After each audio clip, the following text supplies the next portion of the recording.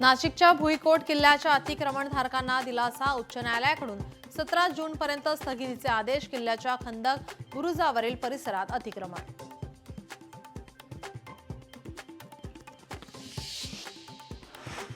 MMRDA Gaimukh Bhayandar प्रकल्पासाठी निविदा प्रक्रिया काढणार। सार्वजनिक निधीच्या योग्य वापरासाठी निविदा प्रक्रिया। L&Tची याचिका सर्वोच्च न्यायालयाने फेटाळली।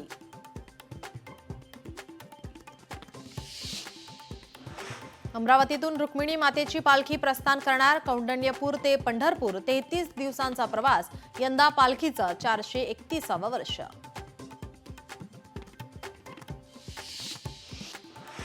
मनरेगावरील मजुरांची मजुरी थकली। अमरावतीच्या मेळघाटमधील प्रकार उघड।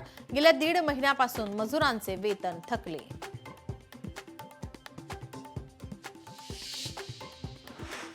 जादूटोण्याच्या नावाखाली लाखोंची फसवणूक। 3 जणांची तब्बल 40 लाखांना फसवणूक। अलिबागमधील धक्कादायक प्रकार।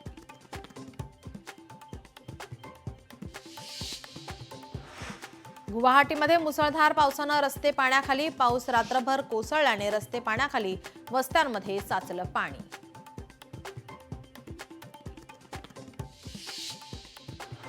अभिनेता अर्शद वारसी आणि त्याची पत्नी अडचणीत। शेअर बाजारात गुंतवणूकदारांची फसवणूक केल्याचा दोघांवर आरोप। संबंधित प्रकरणी अर्शद आणि पत्नी मारियावर प्रत्येकी 5 लाखांचा दंड।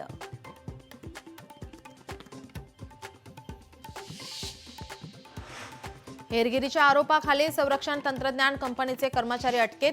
संबंधित कर्मचाऱ्यांनी पाणबुडीची माहिती पाकिस्तानसोबत शेअर केली।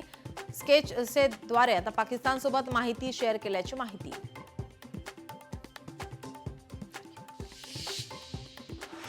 धुळे गेस्ट हाऊस रोकड प्रकरणी किशोर पाटलांसह दोघांवर गुन्हा दाखल। 1,84,00,000 रुपये रोकड प्रकरणी गुन्हा दाखल।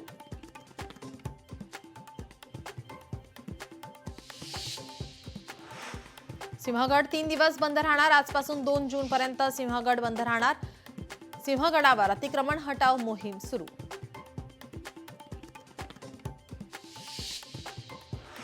वाघासोबत सेल्फी काढणं भोवलं। भारतीय पर्यटकावर वाघाचा हल्ला। थायलंडच्या फुकेतील टायगर किंगडम मधील घटना।